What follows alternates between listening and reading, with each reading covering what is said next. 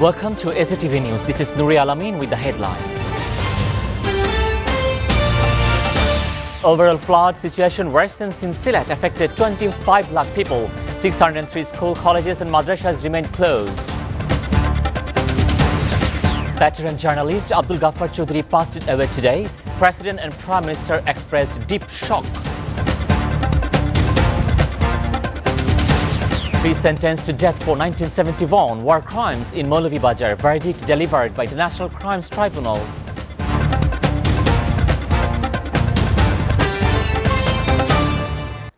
The overall flood situation in Sylhet district worsens further Thursday morning, with some rivers still flowing above the danger level due to the onrush of hilly water from India. The water levels in rivers and harbors of the Sylhet rose 2 more inches due to the onrush this morning. The flood situation has also worsened in 13 upazilas of the district: Kompaniganj, Goraighat, Kanaiঘাট, Jokiganj, Jaintapur and Sylhet Shodor upazilas, to name a few. The floods have been affected 25 lakh people in Sylhet districts and city as well. Meanwhile, the floods have triggered power cuts in different upazilas and Sylhet city. 418 primary schools and 185 secondary schools, colleges and madrasas remain closed due to the Sylhet in the flood. According to the Bangladesh Water Development Board, the Surma River have been flowing 127 centimeters above the danger level at Kanaiঘাট Point. At Sylhet Point, it has increased by 13 centimeters and is flowing 42 centimeters above the danger level. Besides this, the water in Kushiara has increased in 20 centimeters at Amal Saeed Point and now flowing the 158 centimeters above the danger level. Meanwhile, Sylhet Meteorological Office said the showers may continue for the next few days. Besides, the onrush of the water from the upstream will continue as the rainfall in the Indian state of Meghalaya is not decreasing. Most of the educational institutions in the flood-hit areas were also submerged. 274 shelters have been set up in the district. Eminent journalist, writer and lyricist Abdul Ghaffar Choudhury passed away today. He breathed his last minute at the Barnet Hospital in London due to the cardiac arrest around 6:45 a.m. on local time. Abdul Ghaffar Choudhury is the best known for the writing Amar Bhaiyer Rokte Rangano 21 February, the most widely known and performed song commemorating International Mother Language Day, February 21st. Abdul Ghaffar Choudhury was born in the Ulania village in Mehendiganj on Barisha on December 12, 1934. He was the son of the Johra Khatun and Haji Wahed Reza Choudhury, a freedom fighter of British India. He graduated from the Dhaka University in 1959 and went to England on October 5, 1974. Besides this, before moving to the UK, Abdul Ghaffar Choudhury worked as a journalist in the different national newspaper in the Dhaka as well.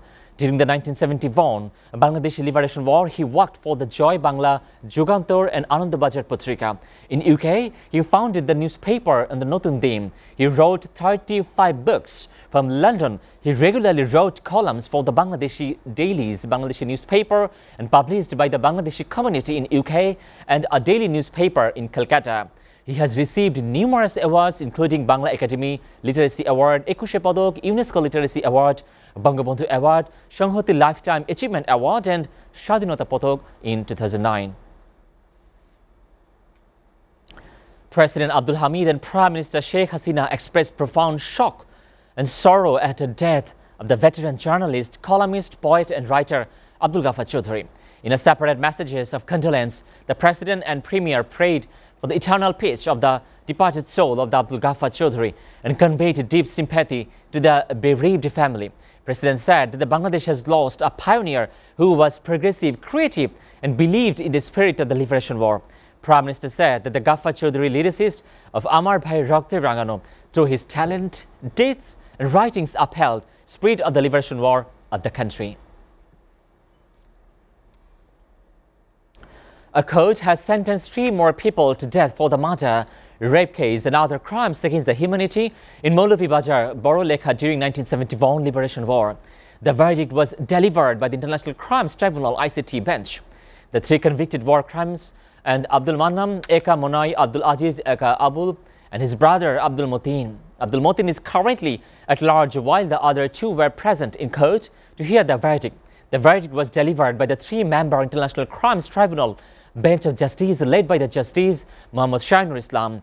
The other members of the tribunal were Justice Muhammad Abu Ahmed Jamadar and K.M. Hafizul Alam. The three were sentenced to death after the prosecution managed to prove all 5 charges against the accused in the case. Lawyer M. Sarwar Hussain stood for the Mannam, while Aziz and his Fagiti brother Matin was represented by the state-appointed lawyer Abdul Sattar Palwan. Prosecutors Mukhlisur Rahman Badal and Sabina Yasmin Khan Munni represented the state during the hearing. The Election Commission is set to start updating for the voter list tomorrow on May 20. The matter of the EC will go door to door for the more 3 weeks from the Friday to collect information on the future voters. Representatives of the EC would collect data on citizens who were born after the January 1st in 2007, and they would gradually be included in the electoral roll when they turn on 18. Those who were dropped out during the last voters list update also be enrolled as the voter according to the EC. In the first phase of information will be collected in 140 upazilas as part of the process photos of voters of the registration. The particulars will be continued at the same time, said the EC. Senior District Election Officer and the District Election Officer will fix the date for the enrollment of the voters in the rest of the upazilas. A private university student died after jumping off a university building on Green Road on the capital on Thursday morning. The deceased was identified as Imam Hussain, 23 years of age, a third-year student of the Computer Science and Engineering of University of Asia Pacific. Imam used to live the mess with other students. University authorities suspect it was a case of suicide as the student was seen in CCTV footage jumping off the 6th floor of the 9-story building at 8 a.m. Inspector Bachumia, in charge of the DMCH police outpost, said the body was sent to hospital marked for the autopsy. Viewers, we're taking a short break. Stay with us.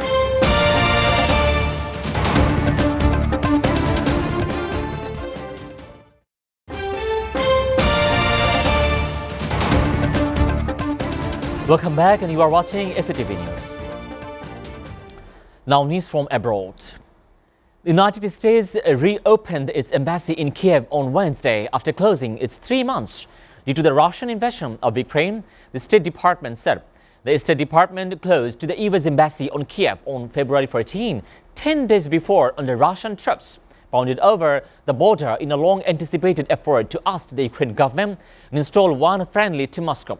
Secretary of the State Antony Blinken said the Ukrainian people, with our security assistance, have defended their homeland in the face of the Russian uncontrollable invasion. Late on Wednesday evening, the U.S. Senate confirmed the visit bring a career foreign service officer to be the country's new ambassador to Ukraine.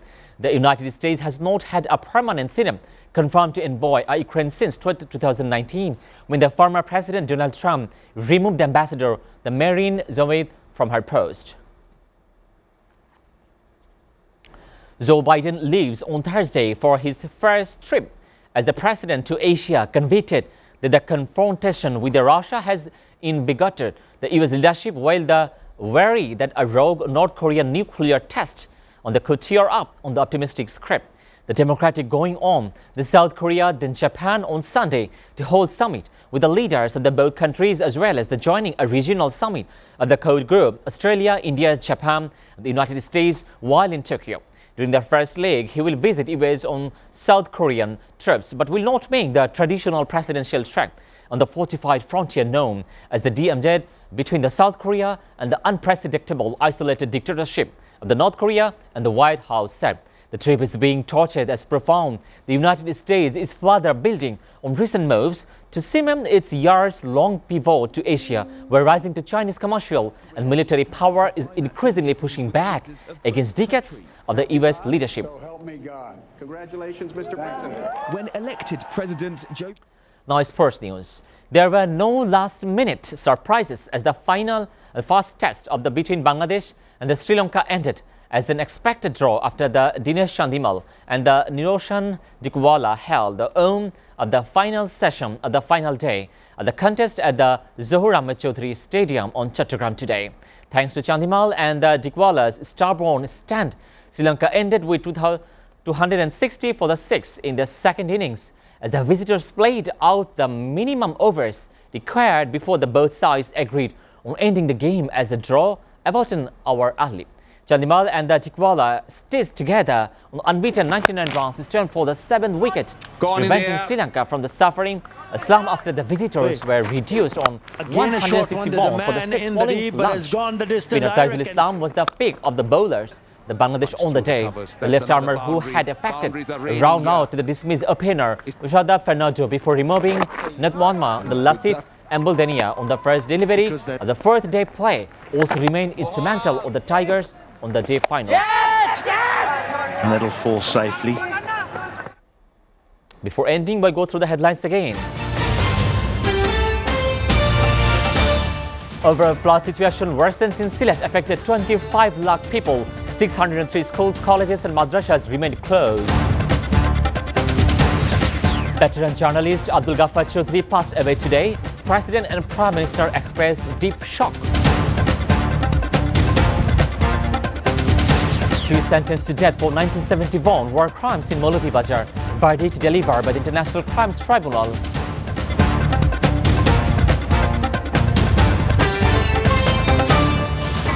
You are up to date with our top stories so far here on SATV, and to know the latest news, visit www.satv.tv.